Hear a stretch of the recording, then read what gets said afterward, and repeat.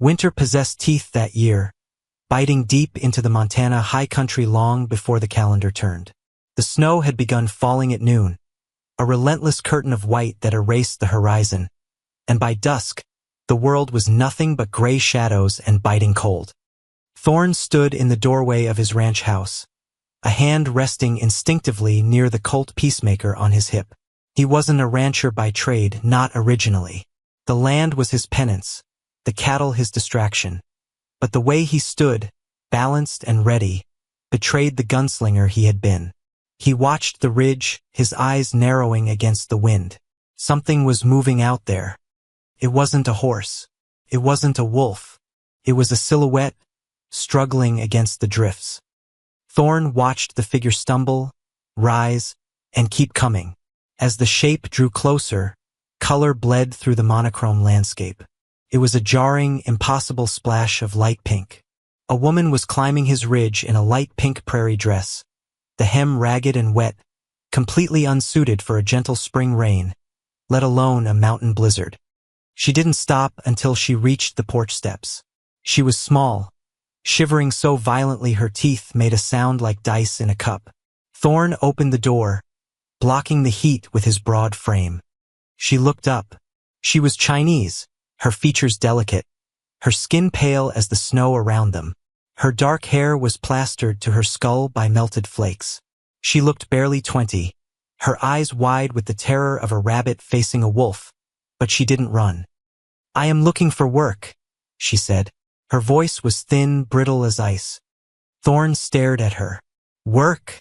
Any work. I can cook. I can clean. I can mend." Thorne looked at her hands. They were blue with cold, but he could see they were soft. These were not hands that chopped wood or scrubbed floors. These were hands meant for silk and tea. "You're freezing," he said roughly, "and you're wearing a summer dress in a blizzard. It is all I have." She hugged her arms around her chest. "Please, I will work for wages. Honest work." "Why here?" Thorne asked. "Town is 5 miles back. Town is not safe. You are far away." Thorne almost laughed, a dry, humorless sound. He was the most dangerous thing in this territory, yet she felt safer here than in the settlement. He looked at her eyes. He recognized the look. It was the look of someone running from a devil they knew into the arms of a devil they didn't. "I don't need a housekeeper," Thorne said. "I live alone for a reason." She straightened her spine, a flash of defiance in her dark eyes. "I do not ask for charity. I ask for trade. Labor for shelter." The wind howled, driving a fresh spray of snow onto the porch. If he turned her away, she would be dead within the hour. Thorne cursed silently. He had spent 5 years trying to wash the blood off his hands with honest sweat, and now fate was dumping a half-frozen girl on his doorstep. "Bunkhouse is 50 yards back," he said, pointing to a dark structure. "Stove works. Wood is stacked. We'll talk in the morning." She nodded once, a sharp, jerky motion. "Thank you." "Don't thank me. You survived the night, then you can thank me." "My name is May," she whispered. "Thorne." He watched her trudge toward the bunkhouse, a tragic figure in pink against the brutal white. He closed the door, shutting out the cold, but the silence of the house felt heavier than usual. He sat at his table, cleaning his gun by lamplight, wondering what kind of trouble had just walked onto his land. May emerged the next morning before the sun had fully crested the peaks. The snow had stopped, leaving the world scoured and clean. Thorne found her in the barn, trying to lift a grain sack that weighed nearly as much as she did. He watched her struggle for a moment. She gritted her teeth, her small frame straining, but she didn't ask for help. Finally, he stepped forward and hoisted the sack with one hand. "Feed bin is over there," he said. She jumped, spinning around. "I can do it." "I know you can. But the cattle need feeding today, not next week." He dropped the sack.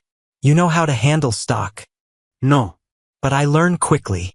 "You know how to cook." "Yes. That I know." "Good. Because I'm tired of eating my own cooking." He looked her over. She was still wearing the pink dress, though she had wrapped a rough blanket around her shoulders like a shawl. You can't work in that. It is. My only dress. She looked down, ashamed. Thorn sighed. I'm going to town for supplies. Stay inside. Keep the fires going. He rode into redemption under a sky the color of bruised iron. The town was waking up, smoke curling from chimneys. Thorn tied his horse at the general store. Mrs. Higgins was behind the counter weighing flour. She stiffened when Thorn walked in. People always did. They remembered the stories of the men he'd put in the ground. "Morning, Thorn," she said cautiously. "Mrs. Higgins," he placed a list on the counter. "And I need a coat. Heavy wool. Smallest size you have. And some boots." "Small."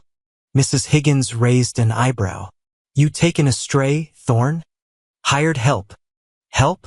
Rumor says a Chinese girl was seen walking up your road." "Rumor talks too much." "Is she?" Mrs. Higgins lowered her voice. "Is she a working girl? The brothel in the mining camp closed down last week." Thorn's eyes went cold. "She's a housekeeper. And she's a lady. You do well to remember that." He paid and left. Outside, he ran into Gideon Black. Black was the town banker, a man who wore his morality like a suit of armor, stiff, shiny, and hollow. "Thorn," Black said, blocking the boardwalk. "Heard you have a guest." "Employee," Thorn corrected. "A young Chinese woman. Alone on your ranch," Black sneered. "It doesn't look right. The decent folk of redemption don't want that kind of element settling here." "The decent folk mind their own business," Thorn said, his hand drifting near his holster. "And she's working. Honest labor." "I'm sure she is," Black said with a lewd smirk. "We know what those women are raised for." Thorn stepped into Black's space. The air temperature seemed to drop 10 degrees. "She came asking for work. I told her she'd find more than wages here. I meant respect. You try offering the same." He brushed past the banker, mounting his horse. He rode hard back to the ranch, the wool coat tied behind his saddle. When he returned, he found the kitchen scrubbed cleaner than it had been in years. A pot of rice and venison broth simmered on the stove, smelling of ginger and garlic, scents that had never existed in this kitchen. May stood when he entered. He tossed the bundle to her. "Put these on. That pink thing is going to get you killed." She opened the package, touching the rough wool of the coat. She looked up, her eyes swimming with tears. "I cannot pay for this yet. It's an advance. Put it on." "Why?" she asked softly. "Everyone else. They threw stones. They called me names. You give me a coat." "It's winter," Thorn grunted. "I don't like frozen help." Weeks passed. The winter deepened. The rhythm of the ranch changed. Thorn worked the cattle. May worked the house. They ate dinner together in silence that slowly became companionable. One evening by the fire, she told him. "My father sold me," she said, staring at the flames, "to a man who recruits for the brothels in San Francisco. They were taking us by wagon. I ran when we stopped near the mining camp." Thorn stopped whittling a piece of pine. He didn't look up. "You get away clean." "I ran into the snow. I ran until I saw your lights." She paused, her voice trembling. I have never been with a man. That is why I ran. I wanted to save myself for a life I chose."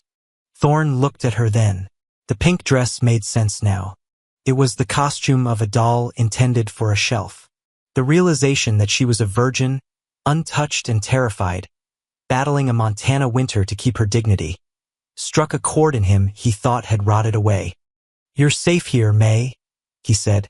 "Nobody touches you here unless you say so. That's my word." "Your word is strong," she said. "I see how you carry it. Like your gun. Heavy," he admitted. "Necessary." The peace was shattered 2 nights later. Thorn woke to the sound of frantic barking and the scream of a horse. He grabbed his rifle and ran out in his long johns and boots. May was already there. She stood by the corral holding a pitchfork. 3 timber wolves were circling the spooked horses. The wolves were gaunt, desperate with hunger. One wolf lunged at a foal. May didn't scream. She stepped forward, thrusting the pitchfork. The tines caught the wolf in the shoulder, turning it, but the beast snapped its jaws, catching the hem of her new coat. Thorn didn't hesitate. He raised the rifle and fired. The shot cracked the frozen air. The wolf dropped. The others scattered into the dark. Thorn ran to her. "You hurt." May was shaking, still holding the pitchfork aimed at the dead wolf. I am fine. The horses. They're fine." He took the pitchfork from her hands. "You stood your ground against a pack of wolves with a farming tool." "They wanted the little one," she said, pointing to the foal. "It wasn't right." Thorn looked at her, small, foreign, dressed in oversized wool and boots, standing over a dead predator. "Get inside," he said gently. "I'll clean this up." January brought the true cold. The thermometer bottomed out, and the wind didn't stop for days. One morning, Thorn found the pipes to the bunkhouse frozen solid. The small stove out there wasn't enough against 30 below. "Gather your things," he told her. "You're moving into the main house." She hesitated. "Mr. Thorn, it is improper." "Freezing to death is improper," he snapped. "There's a spare room at the back. Lock the door if it makes you feel better. But I'm not having you turn into a block of ice on my property." She moved in. The dynamic shifted. They were closer now. She mended his shirts in the evening while he cleaned his guns. She hummed songs in a language he didn't understand. "What is that song?" he asked one night. "It is about a plum blossom," she said. "It blooms in winter. It is the only flower that does not fear the frost." "Sounds like you," Thorn said. She smiled, a rare, genuine expression that transformed her face. "And you? What do you fear?" "Gunslinger." "I fear the quiet," he said. "And the past." "The past is a ghost," May said. "It cannot hurt you if you do not let it in." "Some ghosts have keys," Thorn muttered. The blizzard that hit in February was a monster.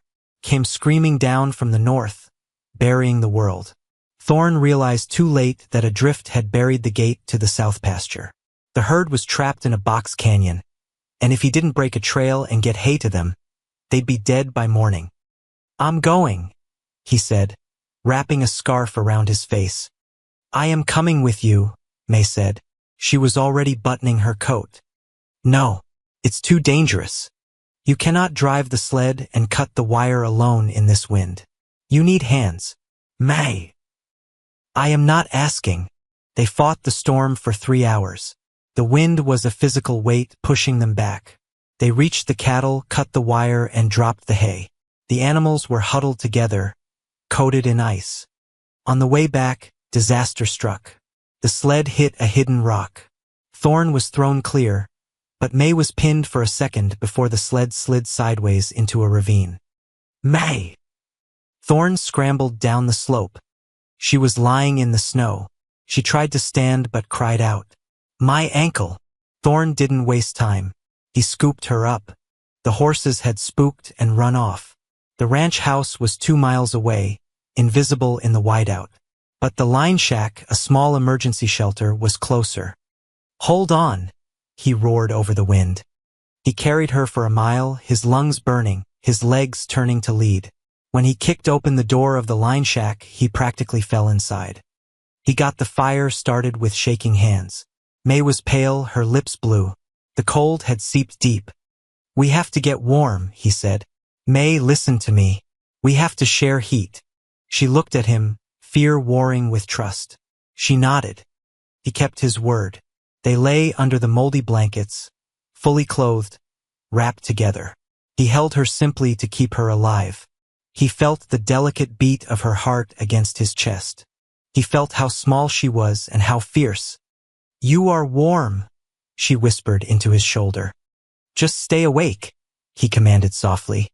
"Thorn." "Yeah." "You are not a bad man. You are just lonely." "Maybe," he said. "Maybe I'm both." They survived the night. By morning, the storm broke. Thorn splinted her ankle, and they limped back to the ranch house. They were alive, but the damage was done. Not to their bodies, but to their standing. Joss, Thorn's occasional ranch hand, rode up 2 days later. He looked grim. "Town's talking, Thorn," Joss said, not dismounting. "Gideon Black saw your horses come back without you. Then he saw you two walk in a day later. He's telling everyone you were holed up in that shack for 3 days with the Chinese girl." "We were trapped by the storm," Thorn said. "She twisted her ankle." "Black doesn't care about facts. He says it's an abomination. Says you're keeping a concubine. The church ladies are in a fit. They want to drive her out."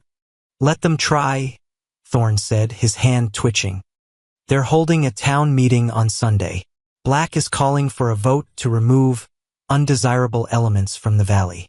Meaning her." Thorn looked at the house where May was resting. "Thanks, Joss." That evening, Thorn sat at the kitchen table. "You should go," he said heavily. "I can give you money. Send you to Denver. You can get a real job there. Be safe." May set down her teacup. "You are sending me away. I'm trying to protect you. These people, they're going to come for you, and I'll have to kill them to stop it. And then I'll hang, and you'll be alone anyway."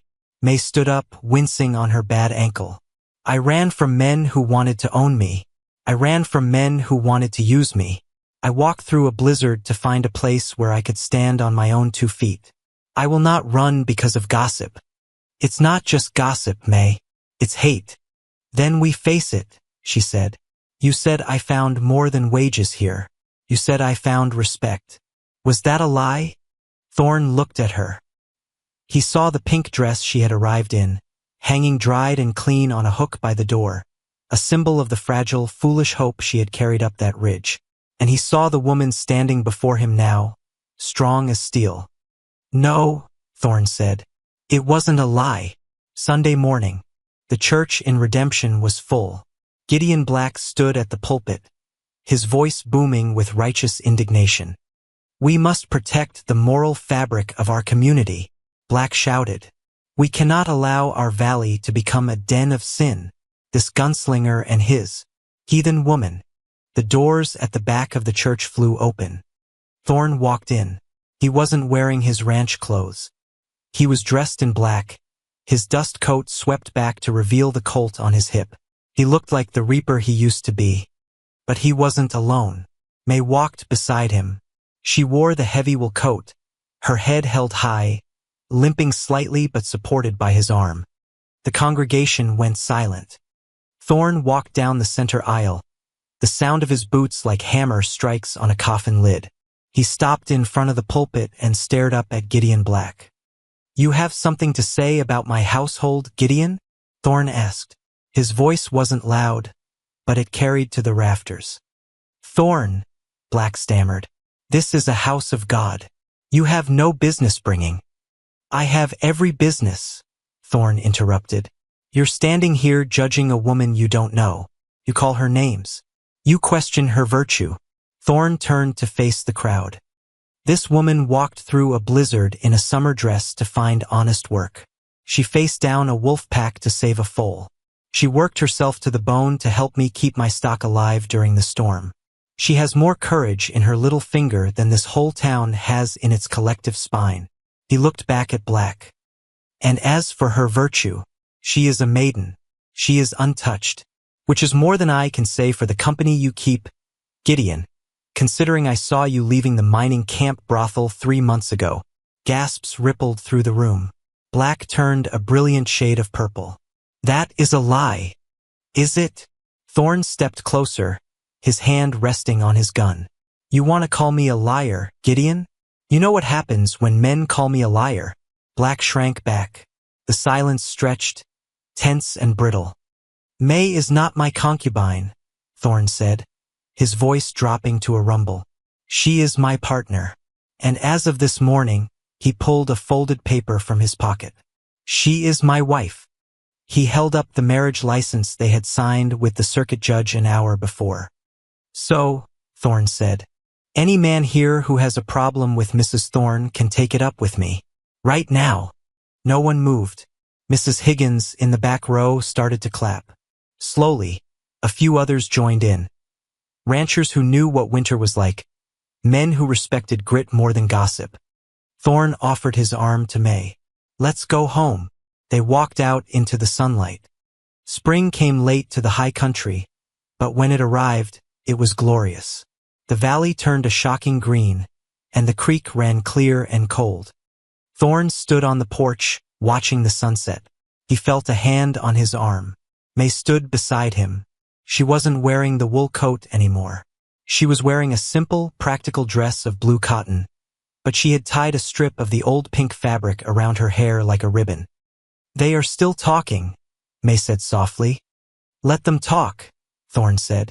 We have cattle to move tomorrow. You are a good man, husband. I'm a work in progress, he said. He looked down at her. The gunslinger's eyes, usually constantly scanning for threats, softened. He looked only at her. I asked for work, she mused. And I found a life. Thorn pulled her close, the colt on his hip forgotten, the ghosts of his past finally silent. Yeah, he said, watching the stars begin to prick the twilight. You did. On the mantel inside, a small wooden plum blossom Thorn had carved sat next to an old, faded pink ribbon. The winter was over. The wolves were gone. And the gunslinger and the virgin had found something that neither the cold nor the town could ever take away. They had found home.